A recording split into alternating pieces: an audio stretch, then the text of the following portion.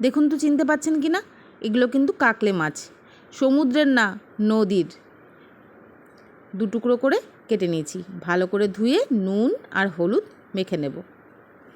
এবার শুকনো কড়াইতে পরিমাণ মতো ঝাল, মানে যেটা আপনি খেতে পছন্দ করেন সেরম বুঝে ঝাল লঙ্কা দিয়ে একটু ভেজে নেব, একটু পোড়া পোড়া করেই ভেজে নেব। এবার কড়াতে সর্ষের তেল দিয়ে দেওয়ার পালা মাছ ভাজার জন্যে। মাছগুলোকে হালকা করে ভেজে নেব। এগুলো খুব নরম মাছ, কিন্তু ভীষণ টেস্টি। মাছগুলোকে এপিট ওপিট করে লাল লাল করে ভেজে নেব। মাছ ভাজা হয়ে গেছে। এবার সেই তেলেই ভেজে নেব আলু, লম্বা লম্বা করে কেটে রাখা আলুগুলোকেও ভেজে নেব। ভাজা হয়ে গেছে আলু।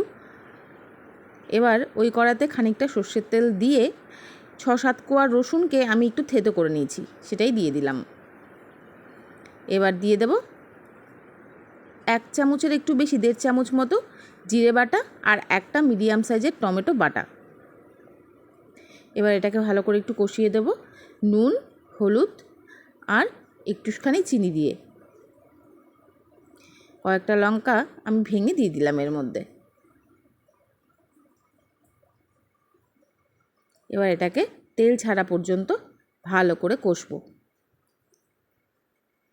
এই কাকলে মাছের এই রেসিপিটা খেতে কিন্তু দারুণ হয়।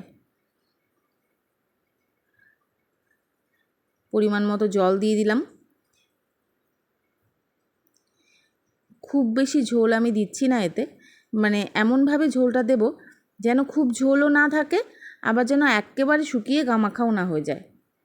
ঝোলটা নামানোর 5-7 মিনিট আগে ওই যে কাঁচা লঙ্কাগুলো ভেজে রেখেছিলাম সেইগুলো বেটে এর মধ্যে দিয়ে দিলাম। এতে একটা দারুণ সুন্দর ফ্লেভার হয় কিন্তু। ব্যাস, ঝোলটা ফুটে গেছে। এবার নামিয়ে নিয়ে পরিবেশন করব। গরম ভাতে এরকম কাকলে মাছের ঝোল অনবদ্য খেতে।